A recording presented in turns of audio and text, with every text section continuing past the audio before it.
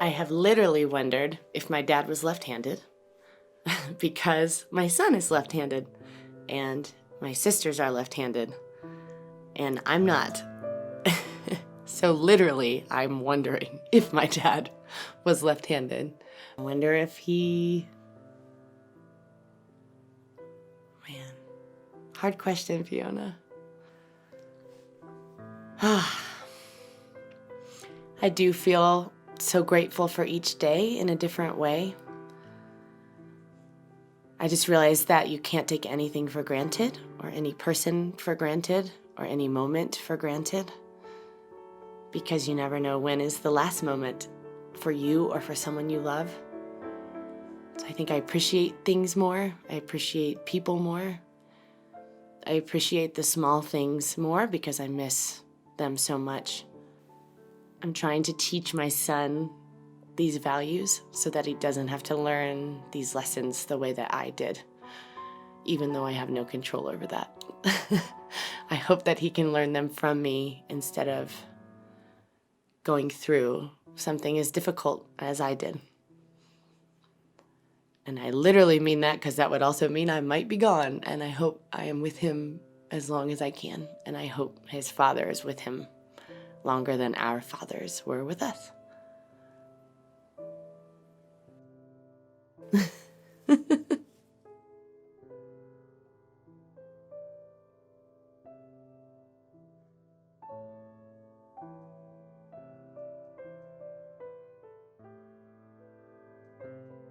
They also feel like questions to me, how would you define grief, how would you define wonder? They feel like questions to me that would change as your life changes and also as your perspective on it and your age changes and your experience. I shouldn't put it on age. I only put it on age in the connection that usually as you get older, you've experienced more, so that'll influence your experience, right? I met some very old 10-year-olds and some very young 40-year-olds, right? But I think if you asked me this question when I was a kid, I'm like, grief, oh, grief is when you're sad, right? But now I see grief as kind of a redefining of your life, because it's not just that person or that thing is gone. It's what does my life look like now without that person physically in it, like physically interacting or, asking that person for advice or sharing this happened today.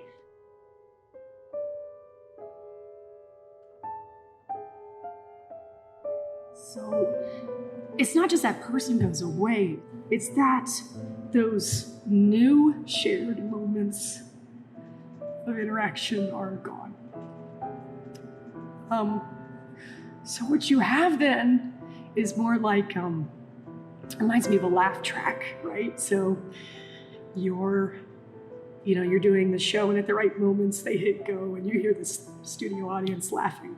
But instead of that, it's the memories that you remember or the advice that you used to ignore and now you hear yourself saying it to your nephew.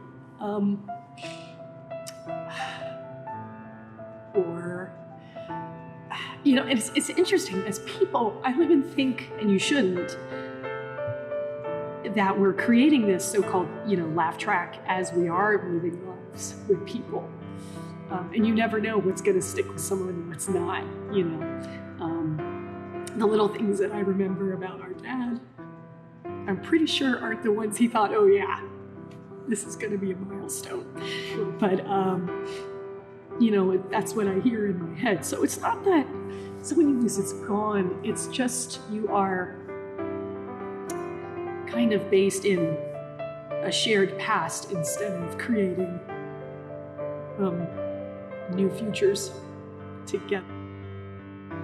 I hate for me, for you, for Tucker, for Chris, that we can't just call them. Say, hey, I did this, or hey, come see your house. Hey, thank you for everything you've done. Because we don't say that enough, I don't think. Wonder? You want to talk about wonder, sister? Wonder. I think what it created in me was this recognition that, we spend most of our lives looking forward to the big things. And really, the wonder of life is in the little moments. And those happen all day, every day, and you just don't acknowledge them. And I think the people who can truly live with a sense of wonder, they don't spend half their life waiting for something great to happen. They realize it is happening, and they're a part of it, and they embrace that. And I think once you can discover that, if you can make that part of your life, oh my God, everything around you becomes magical, doesn't it?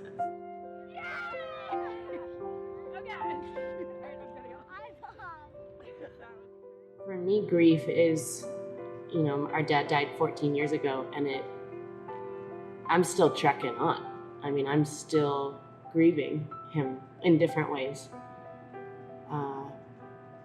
A lot of it is what Amy said about really wanting a person to be there, really wanting, dad there to experience my wedding or the birth of my son or so many things. But it's figuring out how they can remain present in some way, though they're not physically present. And that's sharing stories or advice or, looking at pictures. What's so scary about losing someone when you're young, like we were in our 20s, is that you're remembering. At first, when they die, is just the gross part at the end. It takes a really long time to get rid of those images. And then it's kind of hanging on to anything else you can remember and hoping you don't lose that, because then it could be gone forever.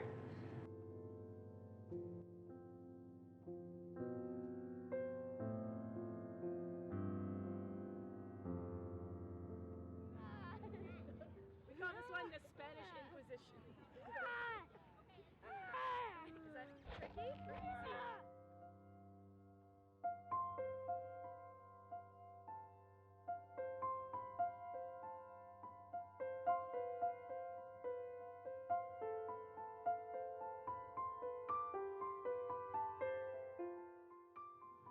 I stay in the moment.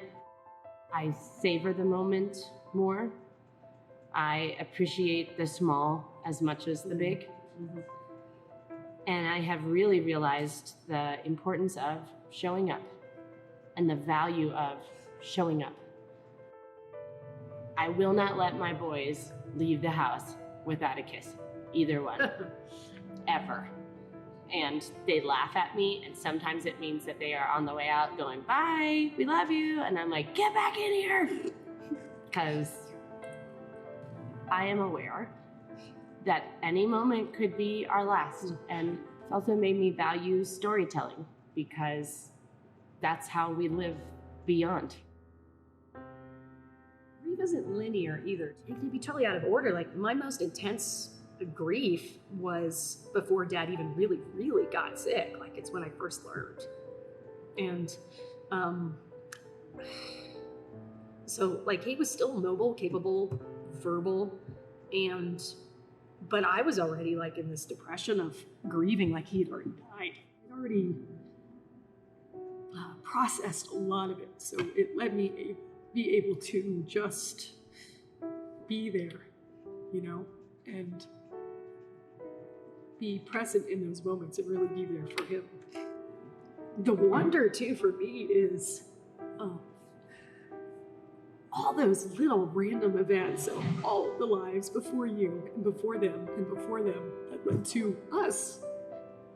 If Mom hadn't been running late to catch her flight because she, hadn't brought a change of clothes to Dad's party, or, just like, if all these things hadn't happened, we wouldn't have been here. Which makes you wonder, like, is there a purpose behind it? Is there, why was I the lucky egg and you the lucky egg? And, would the other eggs have still made you or me? Or, like, the odds of any of us being here as we are they're impossible odds, So I think because of that, the people we do experience are precious because they're impossible odds too. You know, like the odds of all of us knowing each other or even existing are infinitesimally impossible to even write down. So that to me is the wonder, I guess.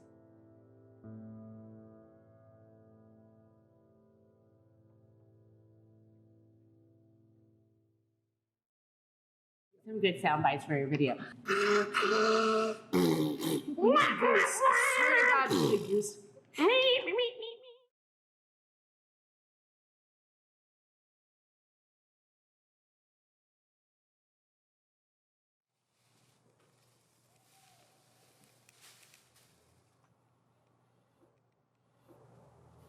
When you sent me these questions initially, the word define really threw me off because grief is such an indefinable emotion at times. Sometimes it feels like loss, and sometimes it feels like rage, and sometimes it feels like sadness, and sometimes it feels like something that I've never met before and I can't possibly put a name or a face to. But one part of grief that I've found consistently that helps to define it is wonder, because this experience of loss has opened me up to such an incredible sense of wonder at the simplest parts of existence. Just the fact that I wake up in the morning and my heart is beating and my lungs are breathing is miraculous. It really feels.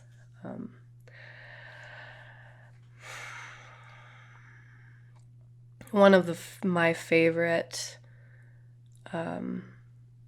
thoughts that I had about grief was that grief is the echo of what once was, and in that hole where that person used to be, there's this new emptiness, and there's no longer a reflection. It's just echoing and empty like a hole.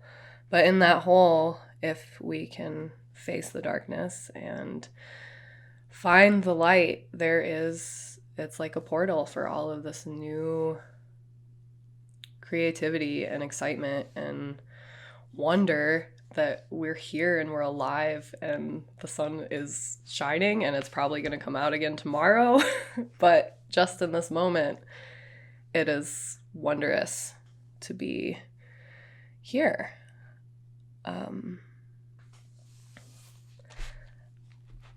I think grief is one. I think that as much as I would give anything for my sister to be here, I think one of the greatest gifts she's ever left me with is her death and the loss of her.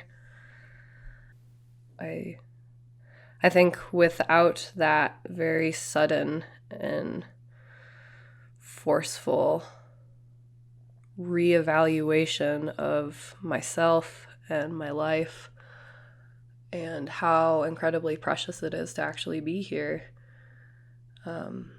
there's just been so much beauty and growth and expansion from that loss and that hole that is still there and will always likely be there, because there's never been another Emily D.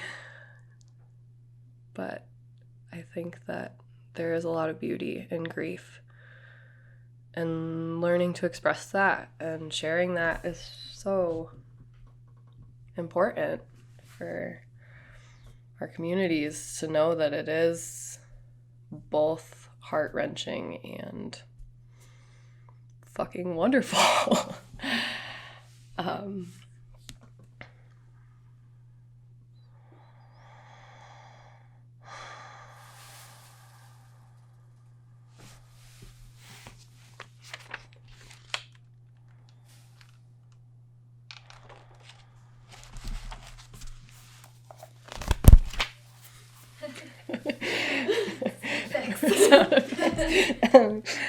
Yeah, I think I feel more than I think these days. I feel that grief has annihilated large parts of my thinking brain, and the part of me that thinks that things are parts and pieces and not the whole in every particle.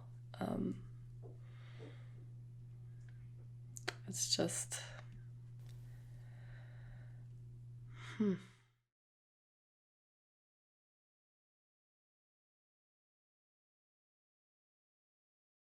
think with wonder, what I start with first is